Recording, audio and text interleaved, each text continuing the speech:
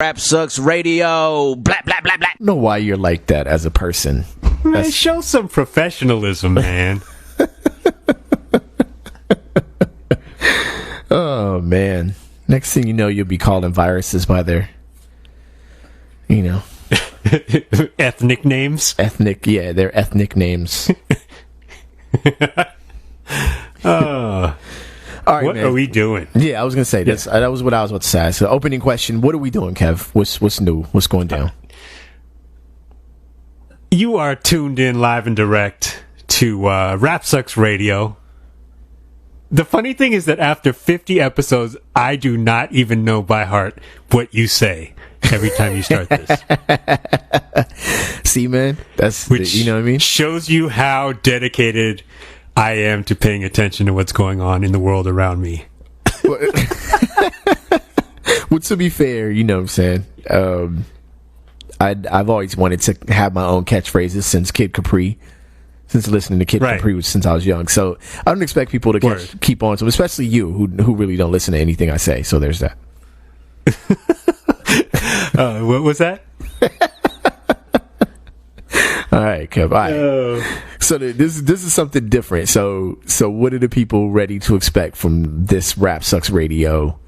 It's funny because everything has gone to plan.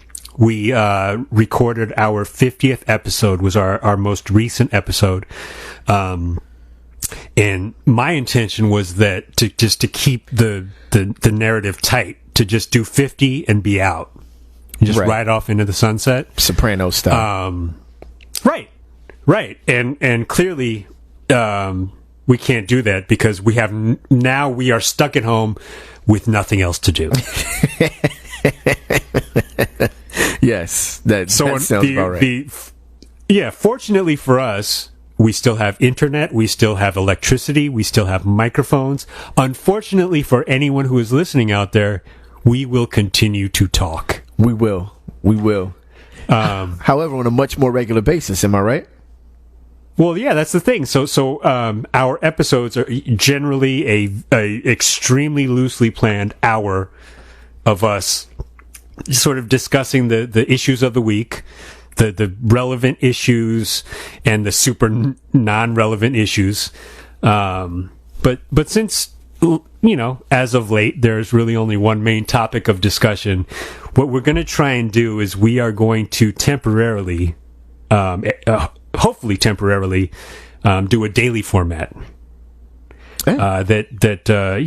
If nothing else, hopefully it just gives you just a brief respite. Yeah. From, the rest of your toilet paper lacking, no face touching, non-COVID test having days. Yes. Okay? All right. So our intention is that, and we'll see if we can keep this up because we are not the most disciplined people in the world, but our intention is to record every day and post our episode the following morning. And this is going to be much shorter. This is not going to be an hour long, which is already in the podcast world like a commercial. Yeah, basically. Commercial length, program. We're going to do like maybe a tight 10, 15 minutes. Yeah. I think. Except for which the clock has not started yet on this episode, but yeah. Yeah. And it's called In Here Trippin'. Since we are in Here Trippin'. In Here Trippin'. Yeah. Mm-hmm. We doing a break? Are we going to do breaks in between? I don't think so. I think we'll just go right into it because, maintain excellence. That's the overarching theme, right? Yes. To our entire lives is at least an attempt to maintain excellence. All right. Well, let's do it like this then. What up, y'all? You are live on Rap Sucks Radio with your homeboy Track Life and your fam, Kev Sakota. COVID. This is the In Here Trippin' series of Rap Sucks Radio. So go ahead and crack a can of old head energy and let's get it started. Yo. Definitely. Kev, real quick. It will not go unnoticed that you added crickets to the last episode in post-production. That is something that I was not prepared for.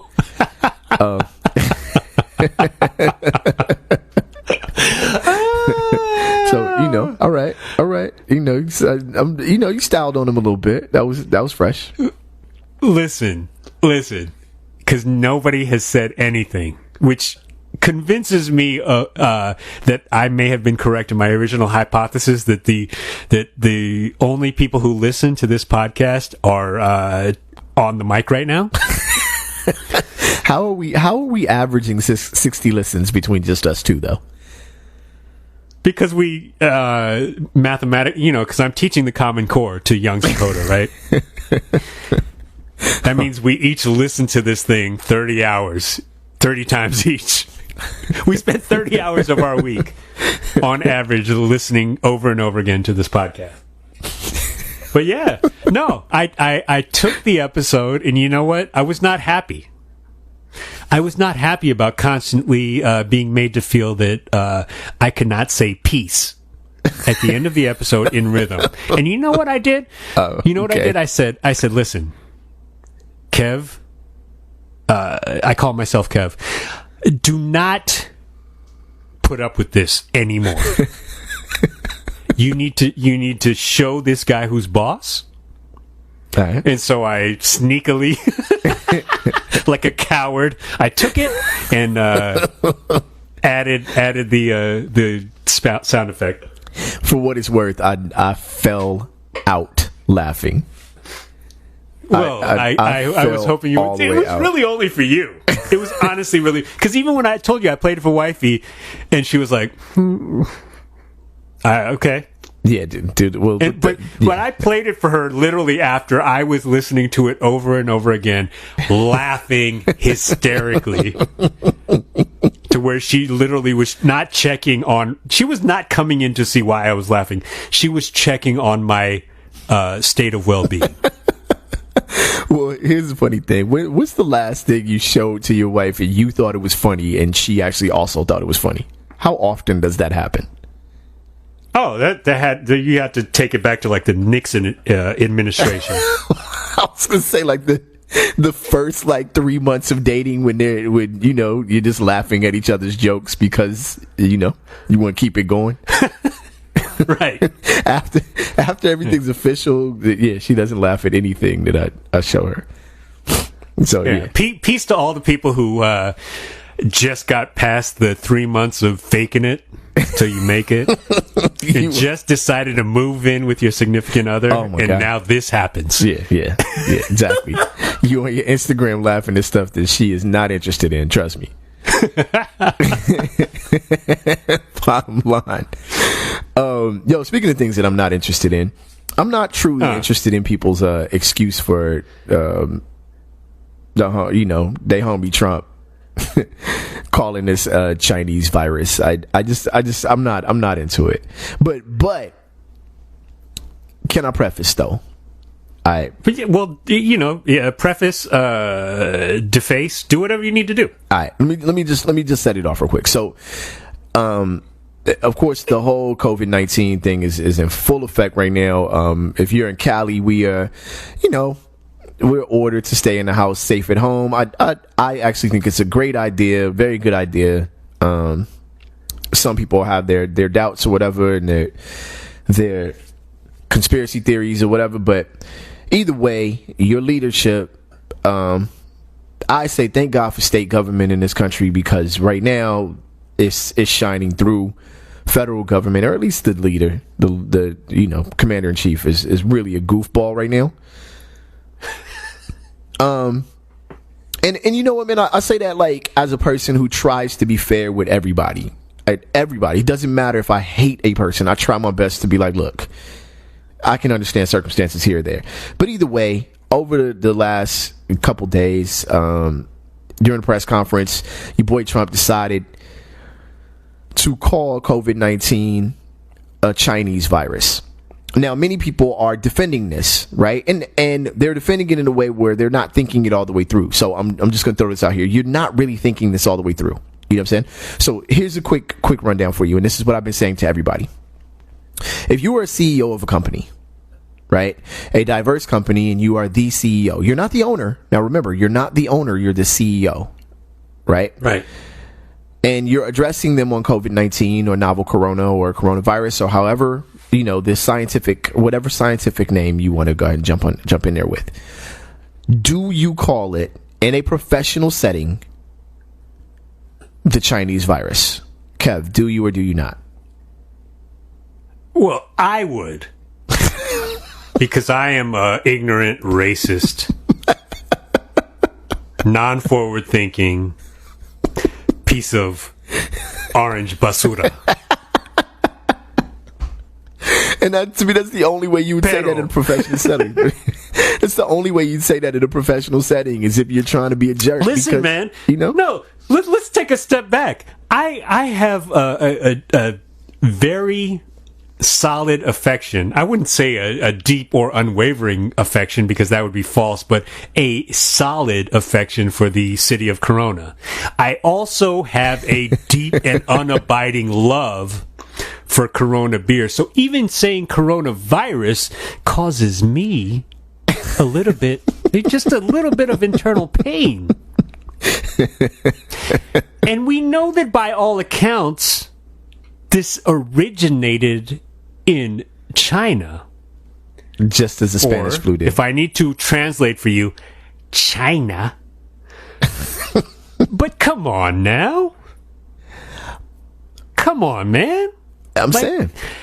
And the thing is that I don't even feel like people are defending him. People just feel the need to want to jump in and say, well, it actually did originate in China. That's not the point. It's not. That is, yeah. It's that people, there are Asian people, and I don't know for a fact, but I'm willing to bet that not all of the Asian people who are getting hemmed up in this country behind that ridiculous logic, I'm willing to bet that not all of them are actually Chinese in origin. Like half you of know them what I'm aren't. saying? Yeah. They didn't do it. They didn't do nothing. So when you are doing that and you're stoking the limited intellect of the people who are willing to believe that they somehow caused this, it's like, first of all, shut the f*** up. Part one. Yeah, and just stop it. And then if you're going to defend him, it's like, you know what? No, because I know, at least between you and me, like, and I don't know, I assume you were already sort of pondering this before I posted anything about this, but the post that I made was the closest thing I've ever come to. I think it's corny to incite, or yeah, like threatening say on anything the internet, anything threatening online or whatever, right? It's like that's corny, right? And so I the thing that I wrote and typed with my fingers and thumbs was, I tried to be as careful as I could to not be like corny, right? With it in that way, like, because, and even saying it on a mic, it's like, it's kind of corny. But I mean, look, if I'm out with my wife and my daughter and you say anything or come at me in any kind of way because I'm Asian, just because I'm Asian, I'm not thinking about what's happening. Nah.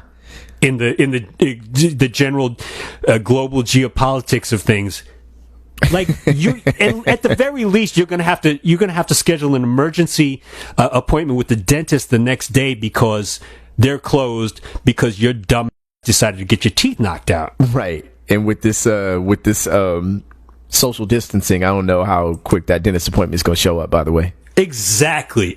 So just keep your mouth closed. But see, about something that doesn't help anybody. But see, here's the thing, though. People like to do this with racism and prejudice. They like to dissect it down to how racist is it, or that's not really that racist, or it wasn't meant that way, or and it's like, dude, just stop. Just stop already. Just stop. People comparing it to Chinese food. Like, fam, when you think of Chinese food, do you think of a destructive virus that is sweeping the nation and keeping people indoors because it might kill your grandmother? No, idiot. That's not what you think. You know what I'm saying? So trying to make the comparison doesn't make any sense whatsoever. People do this. You know what I'm saying? People do this with racism. They do this with police brutality. They do this with, they always do this type of thing. So I'm like, think it all the way through. How your uncle or your cousins or your homeboys say it when you guys are drinking beer and chilling out or whatever, that's one thing, right? If you guys decide to call it Chinese virus, well, that's on y'all. You know what I'm saying? I would suggest not doing that around me. I would suggest, clearly, I want to make sure you understand, I suggest you don't say it around me. But if you're around your friends, go ahead and get it, whatever. I'm not here to police what you do and say.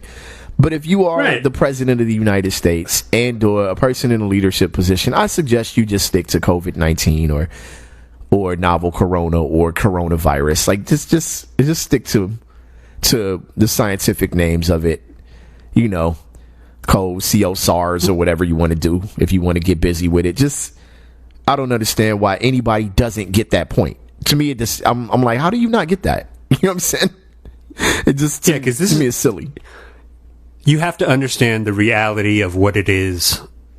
And this is literally just in my head, in my mind, which is cluttered with a lot of that I assume and I hope that most people's minds are not cluttered with. But I am home with my daughter now most of the day. And, if it's spring break, which it's about to be, or summer break or whatever, and, we need groceries, we get in the car. I put her in the car seat. We get in the car. We go to the store. Yeah. But all of a sudden, there are two reasons I don't want to do that with her. One, I don't want her to somehow touch something and get sick. Right. Which, by the way, she touches everything. Right. So if that virus is on something, she's gonna find out where it is and touch it. And she's a good kid, but she will touch it. Yeah. But I also don't want her there in the unlikely event that I have to knock somebody's teeth out. Yeah. It's you know what I'm saying? It's an interesting thing. I have to wait until wifey's at home to watch her so I can go out and get what we need, which is not that big of a deal, by the way, people. We are not going out and hunting and gathering. That's not what's happening. You are driving a half a mile to the store and swiping your credit card and taking your home. Get the out of here with all that crazy shit. Wait, I love how, man, I love some of my folks too, and I love y'all, man, y'all my peoples, but I love how the husbands are being credited with bringing home 2 cartons of eggs. Like, my husband found 2 cartons of eggs in the store. He went to the store. Like, he didn't discover them. It wasn't like Legend of Zelda where he moved a bush or they were in the store. You know what I'm saying? He went to the store. You know what I'm saying? Literally shut you up about the eggs. I'm just trying to tell you, ladies, I love y'all, but that's the same dude that's the exactly same dude that I said, nah, we're south of Adams, and he was like, wait, what? So stop it. Stop chill, it. Man, chill. You didn't hunt nothing, and me neither. You know what I'm saying? I just text my wife a picture of the receipt. Like, is this everything you needed? All right, I'm on my way home. You know what I'm saying? Yeah, man. Yeah, but the other thing about this is that, so one, if you think he's stupid, stop defending him, because to me, what it is that the reason I still don't 100% believe that he crossed out the word corona, or the part of the word corona with the Sharpie and wrote in Chinese. Like, I don't put it past him. Yeah, but whatever. Yeah, I never got any valid proof of whether that was legitimate or not, so I never really ran with it. Like, it doesn't seem, but yeah, it seems a little off. Guess what? It's on brand. Yes, it is. And that's the thing, is that to me, all it is you think about the dude, right? And also think about the person that I spoke about earlier who just got finished going through that 3-month period of charming their mate and has finally moved in. And now they're stuck with that person. He is now stuck with this virus and this chaos and this issue that he has to deal with and live with 24 hours a day, whether he goes golfing or whether he goes here or there, no matter which room of the house he's in, that roommate is there with him. So just like the rest of us, calling it the Chinese virus is really just literally the move. We all know the move. You're starting the argument for no good reason. Because you don't want to be stuck in the house. Well, it's also like this. With that person anymore. You know what I mean? You said don't defend him if you know he's stupid. And I'm not defending him here, but I'm saying, right? You are a professional athlete. You just lost game 7 by 28 points. And the reporter walks up to you and says, yo, what happened? You know what I'm saying? I always laugh when they expect like a pleasant response. And literally in an election year, this man, of his own fault, don't get it twisted. I'm not defending him, but literally in an election year, a nightmare scenario happens to a man whose election is really still on the thread right now. It's not like it's guaranteed or whatever. You know what I'm saying? So I'm much, much probably to the dislike of a lot of my peers or whatever. I'm not really hell bent on stepping on dude just for the sake of stepping on dude. But I do like to make sure that it is pretty clear that this is the difficulty. This is what happens when you have a high-end position in the world. You need to be able to answer questions that are difficult in difficult times and remain professional in spite of the fact that everyone seems to have it out for you. And he seems to be incapable of doing that. You know what I'm saying? He's absolutely incapable of doing that. You know what? You are so right. Because think about if there were sports reporters in the White House briefing room. Oh my God, dude. It'd be the worst. And they were literally walking into the White House briefing room like the first day of spring training where they haven't seen the locker room in 9 months. They haven't been in there, man. They haven't had a press briefing. Right. So they're walking in there and they're probably doing high fives and all that stuff, right? And then they sit down, and the only thing that's stopping them from trolling the shit out of this dude is that they feel a higher level of duty. But if it was sports reporters, oh my God, son! You're like, yeah. Because they did not ask him hard questions. Sister Yamiche Alcindor, by the way, I don't care if she's related to Kareem or not, but, yeah, come on. Yeah. Don't test. She didn't ask him a hard question, and he flipped the hell out. The dude yesterday, he's literally like if you look up Anglo-Saxon American in the dictionary, his picture with the oh my God, I can't believe he said that face is literally the picture that accompanies the entry in the dictionary.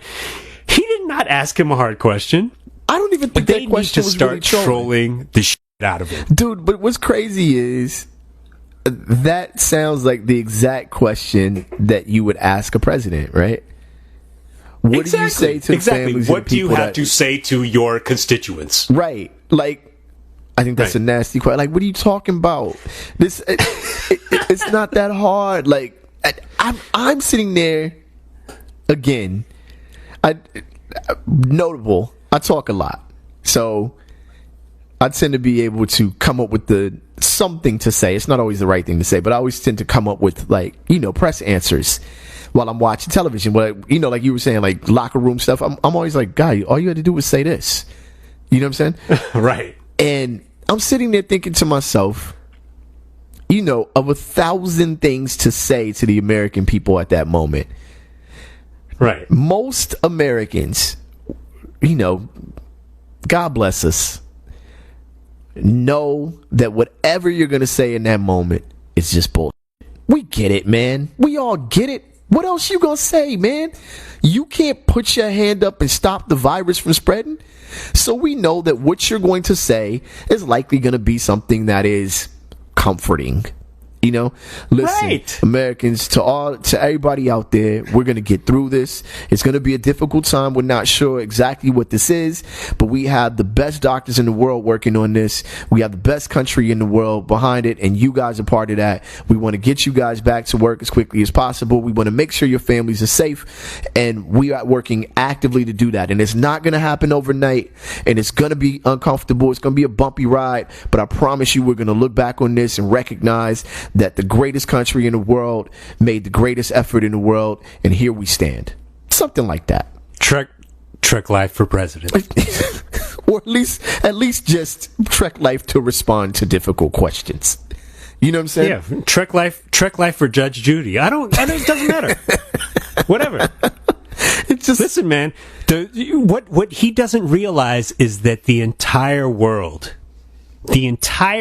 right now, not just America, not just the United States, not just us, but the entire world population is Samuel Jackson right now. And all he needs to say is, chill out, I'm sending the wolf. That's all he needs to say. Because I don't even believe half the stuff I just said. Like, I don't care if this is the greatest country in the world or not. I live here, right? Like, it doesn't matter to me. I just say, like, you're gonna say something that's comforting, and we all get it. I mean, a lot of Americans look at. A lot of times you get an argument about Barack Obama, for example, and people say, "Well, he bullshit you a lot." And, okay, I won't argue with that. Barack Obama spoke very comfortingly, very comforting in hard times. You know what I'm saying? In difficult times of his presidency. Right. That's what you're supposed to do. That is exactly what you're supposed to do. What is he supposed to do? He's supposed to step to the podium and be like, "Yo, this is completely fucked up. I don't even know how we're gonna fix this. It's a wrap. Everybody, man, mortgages is dead. Shoot your neighbor in the face. Take their property. It's a wrap." Like, come on, man. What do you think? What are you supposed to say in that moment? What do you say to your kids when things are going wrong? For those people who think that a president is supposed to be, brutally honest every time they speak. Okay, let me ask you a question. What do you say to your kids if your kids are suffering an illness that could take their life? Now, you're sitting next to your child on their deathbed. Are you brutally honest? No, you're not. You're caressing your child. Oh. You're telling them it's going to be okay. Come on, man. Like, think about it for a second. All these people that beg brutal honesty, you don't give brutal honesty. Shut up. Shut up because you don't do it. You know what I'm saying? So at the end of the day, all a president has to do, or a leader has to do in this position, is do what every stupid company email you've gotten about COVID-19 has done. Which is try to give a comforting answer and let you know, look, we're on top of it. We understand the situation is difficult. We're working our way through it. And we have you in mind, first in mind. We got this, y'all. Hold tight. You know what I'm saying? That is what it is. Let's distill this down to a commonly understandable language. The other day when you came home from the store and you told your family, listen, I know you're used to using 8 squares. For the foreseeable future, I need you to cut that down to 6 squares. That is literally all he needs to say. I know it's hard. I know it's going to pose a challenge that on some days may be insurmountable. Right. 6 squares. 6 squares. That's what I need. All right, man. We're gonna shut it down because we in here tripping for a short period of time. We got to make sure we get this timing right. Check it out, y'all. You were live on Rap Sucks Radio with your homeboy Track Life and your fam Kev Sakota. DJ D Nice. Yo, thank y'all for rocking with us. This is the In Here Trippin series, COVID-19 series. You know what I'm saying? Rock with us, man. We're gonna be on daily, so rock with us daily on rapsucksradio.com and all all podcasting platforms. We will holler at y'all tomorrow. Yep. Let's get it done, y'all. Tomorrow. On the count of 3, we say peace, Kev. 1, 2, 3. Peace. Yo, you was on time. That was dope. Oh, my God. We out, y'all. Peace.